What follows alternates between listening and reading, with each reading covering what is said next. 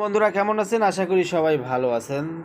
তো সকালে আমার এটা হচ্ছে নাস্তা, কারণ হোটেলের পরোটা না খাওয়াটাই ভালো। বাসায় পরোটা তৈরি করছে, দেখেন কত নরম। আর হোটেলের তেল একদম মনে হয় 3 মাসের তেল থাকে, একটু একটু করে তারা দিয়ে এগুলো ভাজে।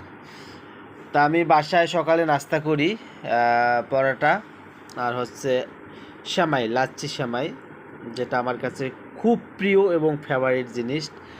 পরোটা দিয়ে খেতে আমার অনেক ভালো লাগে।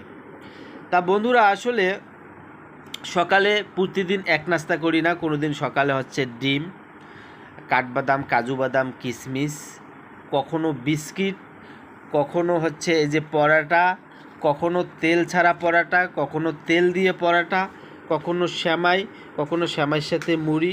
এগুলো হচ্ছে আমার সকালের